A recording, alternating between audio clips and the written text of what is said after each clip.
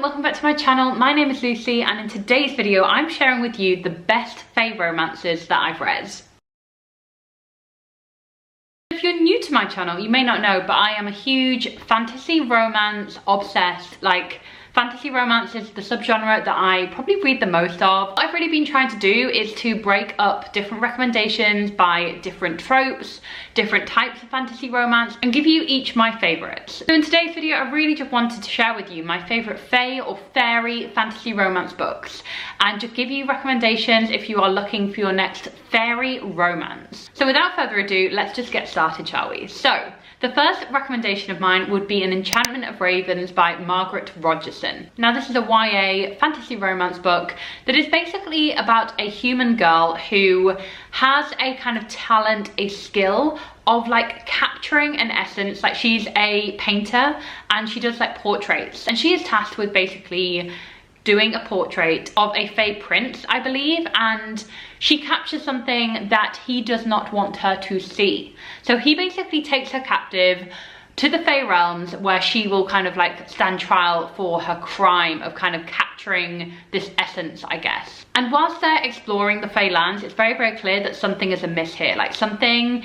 is happening with these FAE lands which they need to solve. They need to get to the bottom of and correct.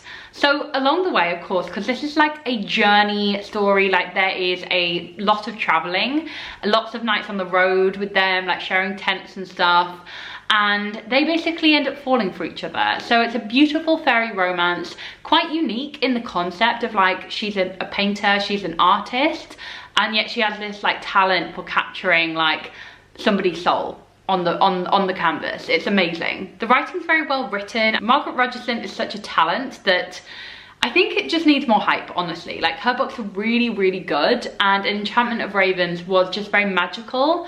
It wasn't very cheesy, it was just very strong fantasy FAE romance, and I really would recommend it if you're looking for something a bit more unusual compared to the other FAE romances that you may have read. And do let me know if you've read this and what you thought about it down in the comments below. Now my next recommendation is something that's definitely an adult fantasy romance, and this is Fortuna Swan by KJ Sutton. So I read this year and I was actually super surprised. I had read another of KJ Sutton's works. I read Straight Until Morning, which is a Peter Pan retelling with spice. It's an adult fantasy romance. I just didn't love that book. But Fortuna Swan is a FAE fantasy romance and probably the series she's most known for. So I was pleasantly surprised by Fortuna Swan. I thought it was really clever. It was really addictive. It's quite a long book, but I read it so quickly. I could not put it down. This basically follows a girl who is a nightmare. This is a mythical being where she can basically see your greatest fears and play them out in your mind. So we have something different here. She's not human, she is a mythical being, and she is basically on the hunt to learn what happened to her brother, because her brother went missing. She presumed he's been killed, but she doesn't know where he is or what's happened to him. Then she stumbles onto a fairy who basically promises her that he will help her find her brother if she promises to marry him. Now, the reason that they have to get married is because the only way she can survive in the fairy courts is if they are mated, if they are married, because then, you know, she is protected by him. Now, it turns out he is, of course, the king, the fairy king or fairy prince of the, I want to say Unseelie courts, or maybe it's Seelie, one of the two. But oh my god, it's just an addictive fantasy romance and loads of fairy goodness. If you like lots of fairy trickery and really playing up on the fairy elements, very traditional fairy romance in terms of they can't lie and certain things like that, I really would recommend reading Fortuna Swan, because it's a lot of fun that plays on a lot of the fairy tropes that you'd find in most kind of folklore, but gives it a very fresh perspective. It's definitely an adult book as well. There's lots of kind of violence, gore, you know, suggestiveness, sexual scenes as well. There's not really an overt romance between our main character and any of the other characters yet. It is heavily implied that that's where that's going.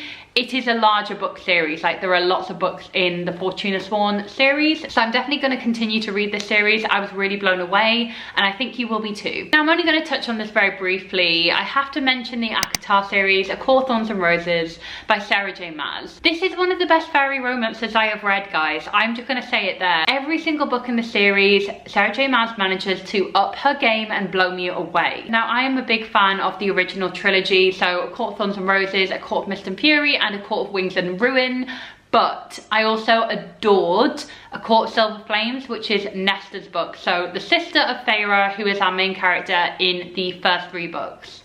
So if you've never heard of the A Court of Thorns and Roses series, like I'm sure you've at least seen this book cover somewhere, let me tell you a little bit more about it. So this is about a human girl called Faerie who, her family's starving, and her land, like where she lives in the human realm, basically borders the fairy lands. And one night she goes out hunting, her family are starving, and she accidentally kills a wolf. Now this wolf is actually a fairy, and to kind of recompensate the killing of this wolf, this fairy, she is captured by the Spring Court, and the Lord of the Spring Court is called Tamlin. He captures her and basically forces her to stay in the Spring Court as a form of service for what she's done. Now, of course, this is a Beauty and the Beast retelling, so Faerie soon learns of a curse that is binding the Spring Court and forcing them all to wear masks, and they can't show their true identity. This is just the best first book. I absolutely adored the first book, and what's amazing is how the fairy worlds really expand beyond this first book.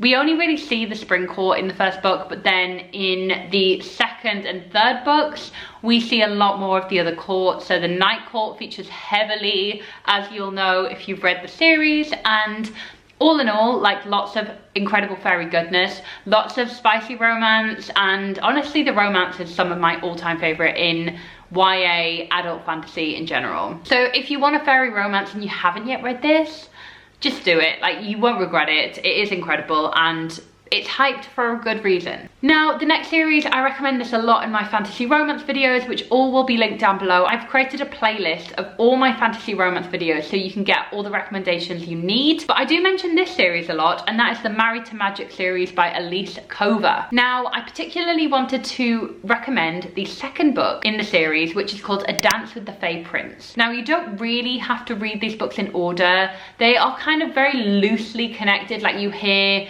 about characters from the other books in some of the books, but like the characters are not the same, the plots are not the same, they're very, very different from each other. So in A Dance with the Fae Prince, this basically sees our main character who is kind of married to someone she never sees the face of.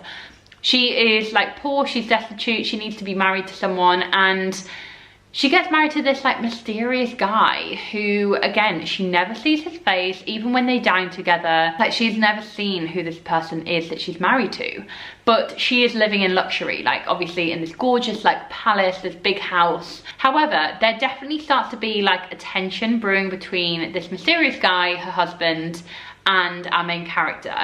And it turns out he's actually Fae. And it is an amazing plot because like the first bit of the book is really based on this like marriage that she has, and the fact that she thinks he's just like this mysterious man. Turns out there is a whole other subplot, which I really would recommend you reading just for that alone, because it is so fun how the book transforms into a different book, and there is an epic quest, there is a curse, there is all sorts that is discovered there, and our main character and the Fae Prince actually end up falling in love. Of course they do. There is like just the right amount of spice, I would say, in the series. Like, there isn't explicit sexual scenes, but there is like a smattering of spice if you want spice in your books. So I absolutely love this series. Another great fantasy fairy romance, and I would really recommend. Now, the queen of fairy has to go to Holly Black. Like, guys, if you have not read her books, The Darkest Part of the Forest, which is a YA fairy romance, please do read that book. It is amazing. That is not the series though I'm recommending today. That series is, of course, The Cruel Prince, or the Folk of the Air series, that's what it's called. But The Cruel Prince is the first book in the series, and then The Wicked King, and then The Queen of Nothing. So absolutely recommend the series. It is so good. It took me so long to actually read the series because I just thought, you know, what's the hype about? Wasn't overly that inspired to read it, but then I read all 3 of these books in lockdown and fell in love. So this features our main character Jude, who is actually brought up in the fairy lands because her father, or kind of adoptive father I guess, is fae. She's kind of in school with the rest of the fairies, and all along she is very aware that this is a dangerous place for her to be as a human.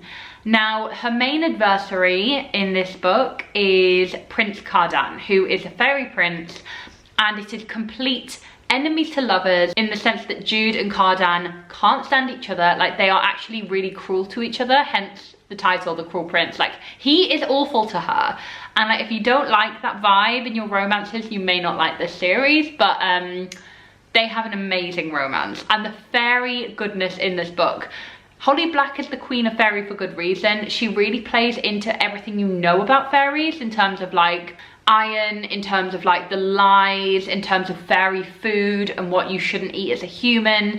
It's all there in this book, and is very, very clever with how it kind of manipulates all the fairy lore that we know, and creates an incredible book series out of it. So if you're looking for fairy goodness, like you want kind of like a very traditional fairy setup in the fairy courts, but you also want kind of the mythical monsters, the different types of fae, rather than like high fae. There's all sorts of fairies in this book, like quite gruesome, scary monster type fae as well. And then of course there is the romance between Prince Cardan, who is a fairy prince, and Jude, who is a human. Perfect, no notes, recommend it, absolutely. Another throwback for you, but I'm trying to bring the series back, guys, because this was the series that I read first that completely blew me away and introduced me to fairy romance. This is the Iron Fae series by Julie Kagawa. The first book in the series is called The Iron King.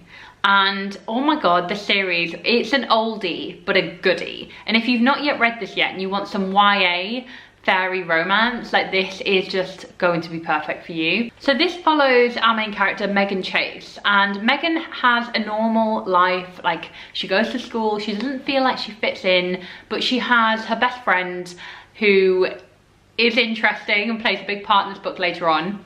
She finds out that she's actually the daughter of a very mythical fairy king, and that there is a war going on in the fairy world, the Never Never. Now she has to go to the Never Never, and there she realizes that she's essentially in danger, as she is the pawn of this mythical fairy king. So she is obviously in line to take that throne. And I feel like a reread needs to happen of this series for me, because there are 4 books in a series. I absolutely fell in love with it. Like, I binged this whole series so quickly. And I feel like this may be really old school if you are reading it now, and maybe I'll find this if I do reread it. But this was the first series to get me into fairy romance. This was like, you know, before ACOTAR, before The Cruel Prince, before any of that. Like, there was the Iron Fae series. This was the first series to get me hooked on fantasy romance, on fae romance. And if you've not yet read this, this probably is going to be a really good place to start, because obsessed. I was addicted to this back in the day. Now, the final series I really want to recommend is the Guild series by Raven Kennedy.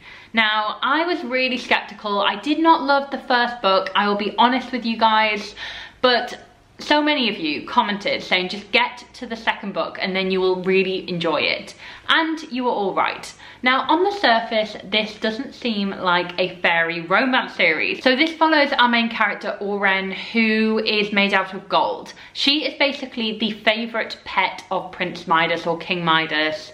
He has the power to touch and turn anything to gold.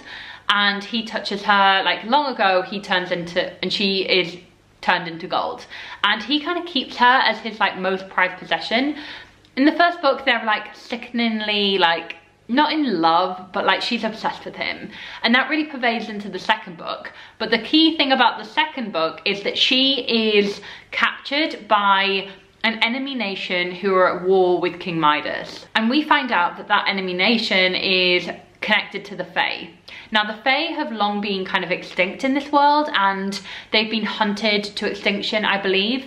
They are not very common in this world, and so when we find out that one of the characters in the second book is Fae, that is kind of a big deal, a big revelation to Oren. So at first, I really didn't like this series because I didn't like the relationship with King Midas, and I was like, are we supposed to be like rooting for them? I wasn't sure. The second book, however, like, oh my god, obsessed. Like, genuinely, my opinions are completely different now. I think I gave that book like 4 or 5 stars. It was so, so good. That book was called Glint. And as the series progresses, the Fae romance really heats up and it just gets so good. So I really would recommend the series if you want a different type of fairy romance that on the surface isn't fairy romance, but there is a fairy romance at the heart of that. How many times can I say fairy romance in this video? I don't even know. But I really would recommend Glint. I'm so glad that so many of you guys told me to keep going because, you know, I love a Fae romance and that was exactly what was delivered and I'm obsessed. So this series, the Plated Prisoner series, starts with Guild. And please do just take a chance on that book and keep going, even if you don't really rate the first book as much as you thought you would. I promise you it gets better, and I'm so glad that I read this series. So guys, that's it for today's video. My Fae romances, the best of the best. Let me know down in the comments below if you would recommend any Fae romances. What are your favorites? I really want to know because this is one of my favorite fantasy romance types of books. Like, I love the Fae. I think we all do, right? Now, I'm gonna keep reading a lot more fairy romance, so I hope to have a part 2 of this video coming up very soon, and I hope to have a lot more recommendations with you very soon as well. So thank you so much for watching, and I'll see you very soon with my next one. Bye!